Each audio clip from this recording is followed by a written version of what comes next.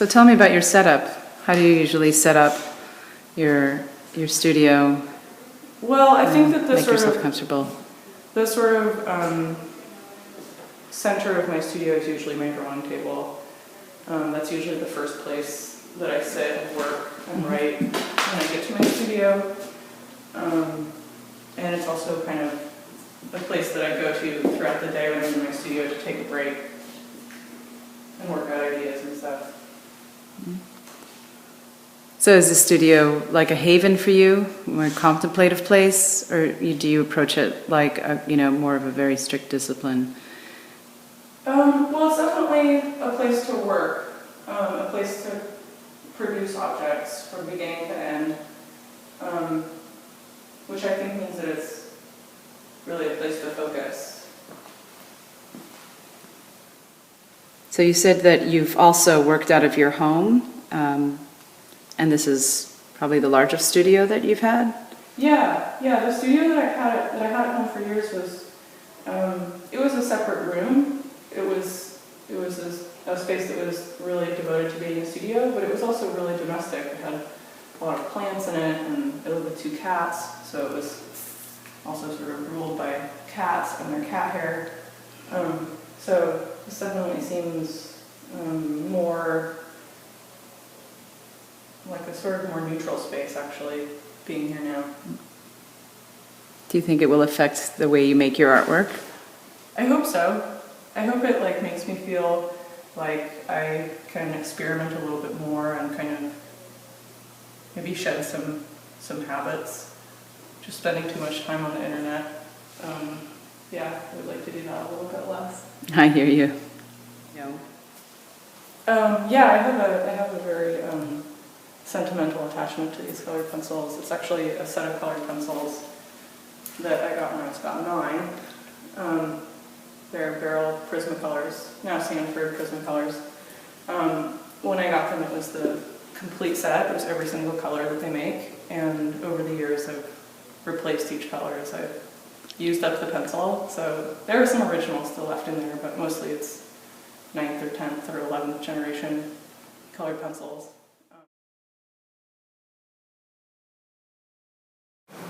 This is the first time I haven't lived in my studio. So great. I had a big live workspace in Brooklyn for the past 5 years. Mm-hmm.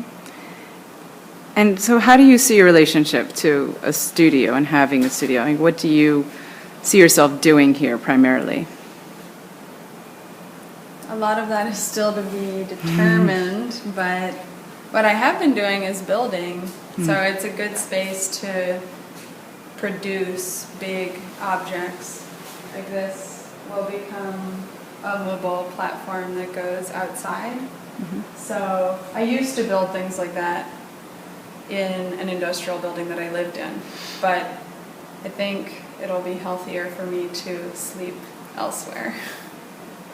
You work very collaboratively, so do you plan on having people coming in and working here with you? Absolutely. I think, well, first I'm sharing the space with Larissa Harris, who's an incredible sculptor and fashion designer who makes unusual clothes. I found her work online 4 years ago, and I contacted her every single year, proposing a barter until she responded. So we started working together, and this is the beginning of a collaboration that's more intentional, since we'll be in the same space every day. But yeah, on top of that, lots of people will come through this space, and it is, in my mind, also a co-working space, so a place where computer engineers and designers and more traditional visual artists will collaborate. Hopefully. It's really important that artists still have studios. They don't need to look like white-walled galleries, but a lot of relationships are built over time in places, and those locations are integral to the kinds of social dynamics that help people know each other. And besides labor and relationships, if you want to understand materials and build ideas in a tactile sense by making mistakes in real time, you need a studio. Otherwise, we're getting ready for artists to only know how to outsource labor and produce products overseas or with interns or fabricators who they don't know. So it's important to me that artists who think about the dematerialized art object or post-studio practice really question what it means to not be place-based. And I would say that universities really need to accept that artists are some of the last people in control of their labor in this country who really want to think about what it means to work with their hands. Yeah, so we were just talking about having the discipline to come into the studio and start working. And yeah, what's been your experience with that? What kind of process do you have to go through? I need a chunk of time where I don't have to do much of anything in order to get to a place where I sort of have the space around me to get to that. Like it's very hard to bracket out a few hours to decide to like go to a place and do this work. I mean, it has to do with like where I am in the process of making whatever it is I'm making or thinking about. If I have a pretty clear idea of what I need to accomplish, then it's really easy to like that's the work side of it of having to cut these things in order to do this, to like put this thing together or whatever. But as far as like getting to the picture in my head of what the thing is going to be, or furthering an idea about what it's going to be,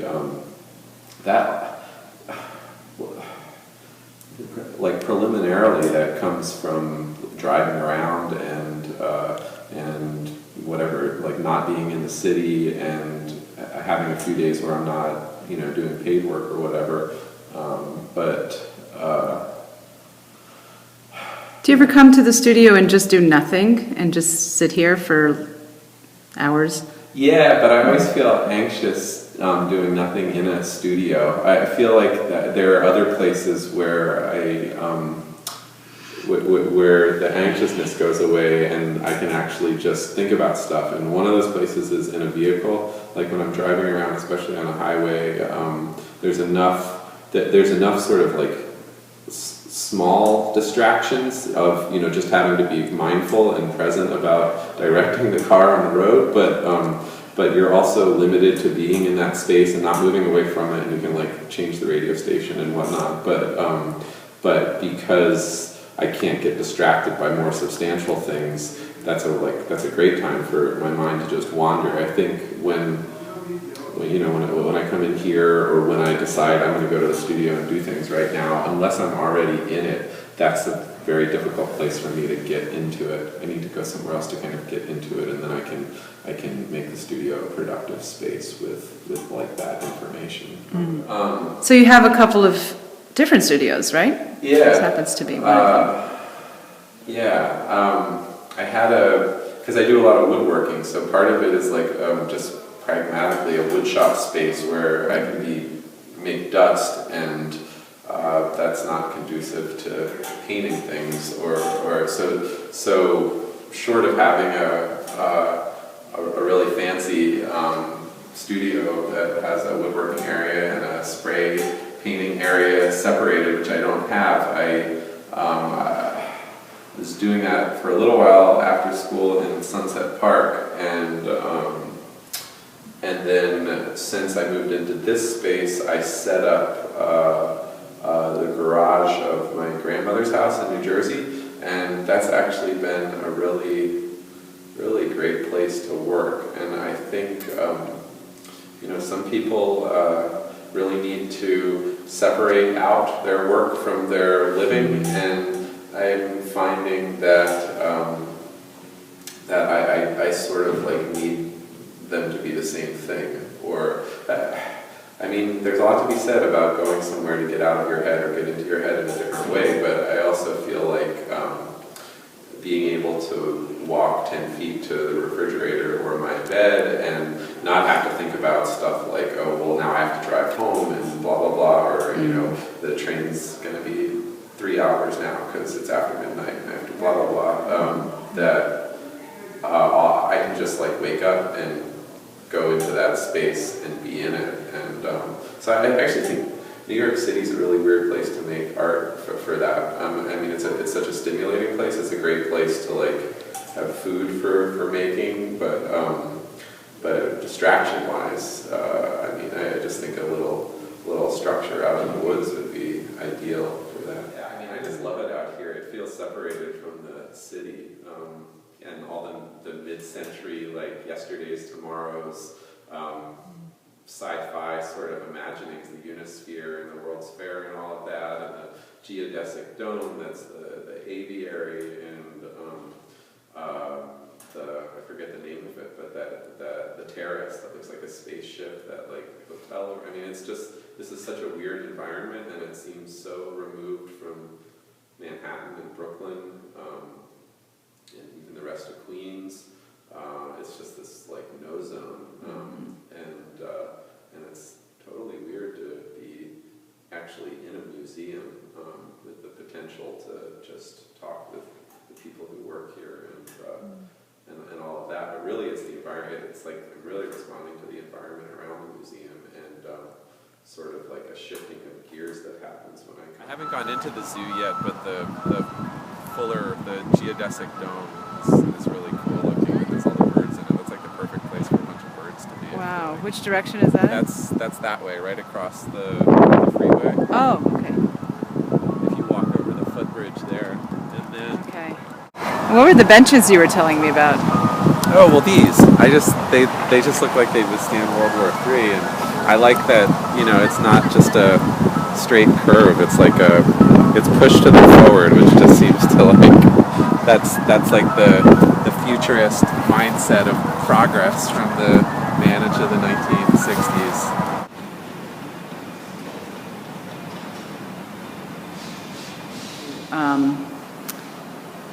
How would you say that you approach setting up a studio? Like, what were the things you were thinking about when you had to set it up for yourself to feel comfortable, to feel like you're going to have your... That's an interesting question. I think... Like, is there something special that you needed to bring or do, or... Yeah, I think definitely my sculpture objects, that are the most important part for me. Mm-hmm. You know, it's that actually before when I moved here, the first thing that I did was starting putting my objects around. Mm-hmm. For me, is that there are the who really live here. You know, I feel the relationship with those objects that I have is like, for me, they are kind of studio mates. So I needed to have them here, and then it's kind of, I feel that they host me instead of I'm hosting them. You know, I animate them. I don't know if I animate them. I think that they have life. So once when I started seeing them around, I started to feel like, okay, now this is my space. You know, like I'm not alone. You know, I have you guys, you know, with me. So like now we're gonna produce something together. So do you find that the studio for you is more of like, you know, you can come in here and just contemplate and do nothing, or do you come in here with a plan every time? What kind of discipline do you have when you enter the studio and get ready to work? I think that I never have a plan when I come here. You know, just well, sometimes I have planned. You know, but it's more. I like the idea that I open the door, I am inside, and then we start working. And I say we, it's like these things, these ideas, and... You refer to your objects as we, like we start working together? Yeah. That's why I don't feel alone, because I have them. And so I think that it's like, it's mostly like that, you know, it's coming here and see what's going to happen. And do you surround yourself with things that are not necessarily work or part of the work, just objects? I mean, like this, for instance, or are these, you know, I mean, are you creating a kind of environment that's conducive to work? Yeah, it's mostly like that. Yeah, the environment, and sometimes there are, like for instance, the objects that we have here, I was talking for for instance, the objects that I have here, there are things that I have no idea yet where this is going. But I need to see it around me and displaying around me in order to start creating this relationship. And I know with time, if I have those here, I know that something is going to happen with them. I just need to start creating this communication and dialogue and recognizing each other. And then with time, it will come. Is the studio for you a social space as well? Is it an extension of your domestic life as well? Do people hang out, or do you find it to be more of a super private space? What's your relation to it being public or private? I think that I mix both. I usually am a kind of private person. I like that. I like to keep, and I enjoy solitude. But my studio is important for my studio. The people that I know, people that I respect, the work or friends, come here and feel the space as they can do the same things that I can do. They are allowed to do it too. Just last night I was talking with a friend. I have a dinner with a friend, and then she is thinking about an installation, sound installation, and she want to try it out, and she want to propose that to the gallery in the future. And I was like, take my studio. It's the best place to try it. Like bring your equipment, do your installation, and she wants to create something 24 hours or something. And I was like, well, I have the studio there, and I think if I open the door, if I keep my privacy, but at the same time I share, and I allow the person to come here and create, I think it's going to create interesting energy, and I think my work is going to get better because there is interaction, with others, so I'm open to that.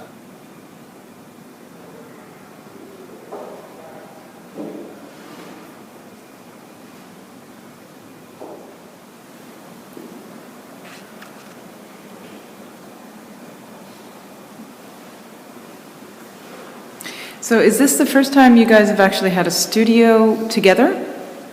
Yeah. Yes. It is. And both really actually individually as well, like an official studio. And have you given some thought as to how you're going to create your discipline to actually work here, to enter and start creating the conditions for work? Well, I would say that the studio, well, in terms of discipline, I would say that we already have kind of an ongoing process for creating work. So I have a feeling that that's probably going to be unchanged despite having the studio. And that the studio, most likely, or even how it's kind of been so far, has just been more of a presentation space for the work that we're making kind of within our own already created structures for making work.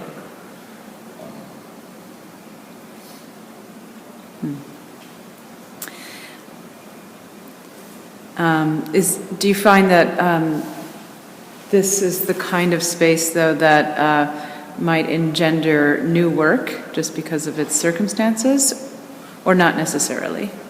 I think when I'm thinking of like bodies of work or new bodies of work, I'm generally like planning for a sterile space. So this would mimic like a space that I would be creating for, or that feels really natural to create for. And if what I'm thinking about needs to be somewhere else, then I'll kind of work with that different space, or like bring stuff here knowing that it's going to move, or that the kind of conditions need to change to be appropriate for the work. Although one thing I'd like to add also, though, is that since coming here, there's been a lot of new ideas that me and Buddy have started talking about, that all of a sudden we can create and can work on having this space, in terms of scale mostly, as well as material also. A number of things, we've talked about cement, which has been something that we've had no space to even, it's so obvious for us actually as a material to work with, but we've just had no way to even begin talking about creating anything.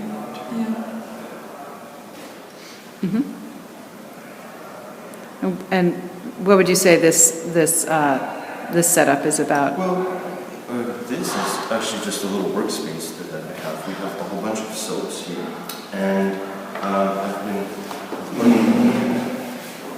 preparing a small body of work, and one of them is that I've been carving these soap snowflakes. Snowflakes, you're saying? Yes, snowflakes, which are presented here.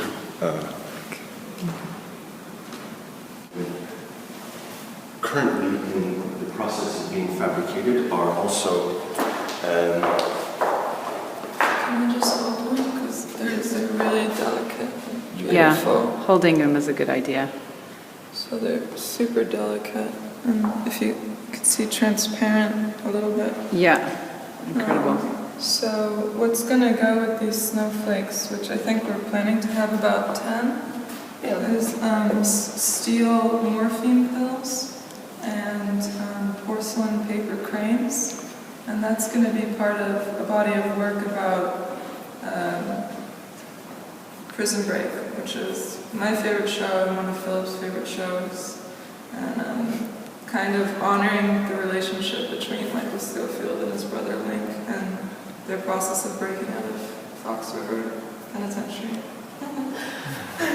Your work tends to be mostly digitally based, or deriving from the internet or online sources, and I'm curious to know how an actual place, an actual studio to work in, offers you like the materiality for those kinds of references.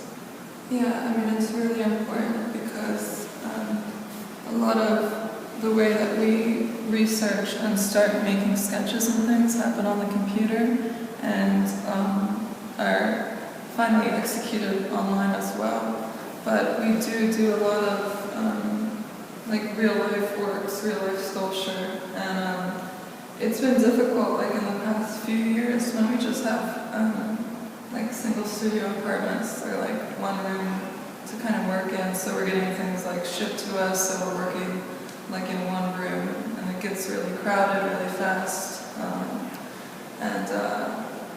The only other time I had a studio was my senior year of undergrad, and it was super tiny, so it kind of wasn't even like worth starting to work in.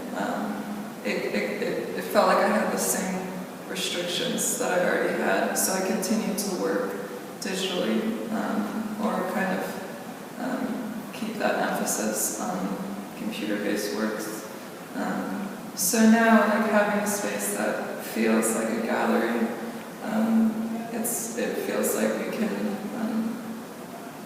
start filling the room in a way that we would at a different location, different gallery.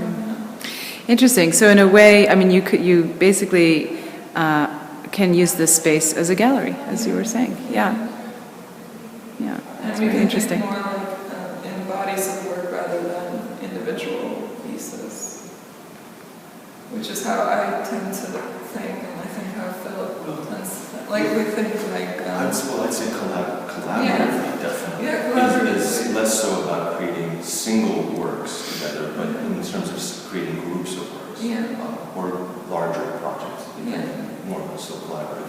At this point, we have not yet been using it as a place to kind of generate new ideas, other than the things that just happen naturally. Like there definitely have been things, as I mentioned, but new things. But at least yet, this has not been the plan. Right now, we're just preparing things we've already kind of had in mind. But even with that, I have to say, I guess coming here to work on some of them, as for right now, these like soap carvings that I've been kind of working on. When I come here to work on this and I'm in this large room, I have to say I kind of feel stupid doing it here.